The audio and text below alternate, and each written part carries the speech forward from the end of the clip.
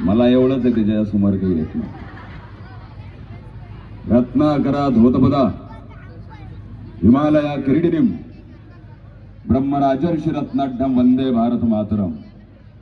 वंदनीय भारत माता, ज्या माणसानं हिंदवी स्वराज्याचं स्वप्न रचलं ते प्रौढपदम पुरंदर क्षत्रिय कुलावतव्य सिंहासनाधीश्वर अखंड लक्षकुलंकृत राजकार्य धुरंधर राजा महाराज छत्रपती शिवाजी महाराज, धर्मवीर छत्रपती संभाजीराजे, आम्हा तमाम तरुणांचा स्वामी विवेकानंद, विश्वरत्न भारतरत्न वंदनीय डॉक्टर बाबासाहेब आंबेडकर, अयोध्या निवासी अवधनरेश भगवान प्रभू श्रीराम, आजच्या या भव्य शिवजयंती महोत्सव प्रसंगी आपल्या आदरणीय नेते आदरणीय CR पाटीलजी, गुजरात युथ फोरमचे आदरणीय जिग्नेशभाई पाटील, आदरणीय बंटी भैया, आदरणीय संपूर्ण मंच, आता सगळ्याचे नाव की माय पाठ नाही इथे की माय शेत नाही किंवा काय मतदान नाही, संपूर्ण आदरणीय मंच, आचार्य प्राचार्य चित्रकार पत्रकार, खाली बसले समोर बसले आत बसले बाजू बसले मागे उभे असले, चपला घालून आले, सपत्नी काढले, बायकोसोबत आले, नवऱ्यासोबत आले, जेवून आले, खाऊन आले, पिऊन आले,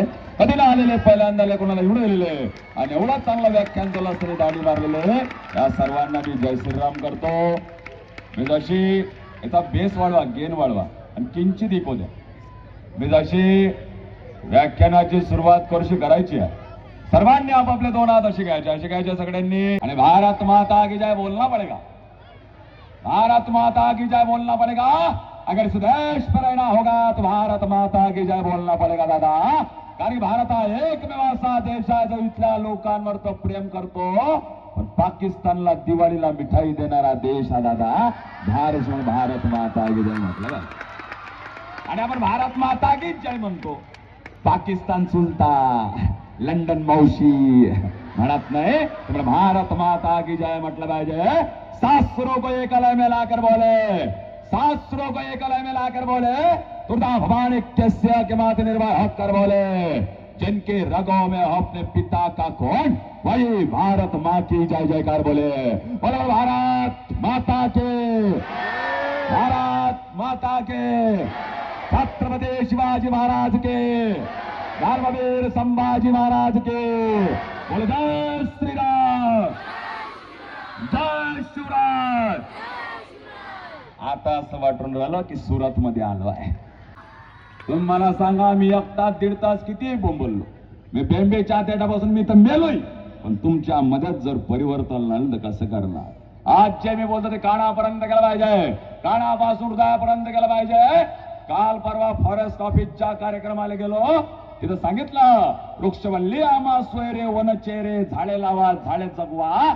7 दिवसांत मला फोन आला, काय म्हणे सोपान भाऊ तुम्ही झाडे लावा झाडे जगवाले सांगितले म्हणे, म्या घरी पोलीस आले म्हणे. म्या म्हटलं त्या झाड कायचं लावलं तर गांजाचं झाड लावलं म्हणे दादा, त्याच्यामुळे असा विषय झाला नाही बाय. साजरे होते दादा, तो धनवान असेल तो कुलवान गुणवान आणि शिलवान असेल असं अजिबात होत नाही. पैसा कुठपर्यंत कमावला पाहिजे, पैसा कुठपर्यंत कमावला पाहिजे. तुमच्या घरात नळ आला, नळाच्या खाली पाण्याची बादली लावली, त्या बादलीतलं पाणी ओंजरायला लागल्यावर नळाची तोटी बंद केला जातं, एवढाच पैसा माणसानं कमावला पाहिजे.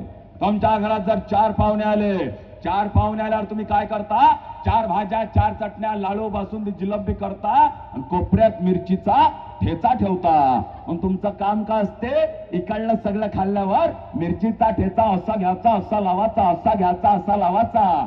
तुमचं असं काम नसते, घेतला की मारला बक्का, घेतला की मारला बक्का, असं तुमचं काम नसते.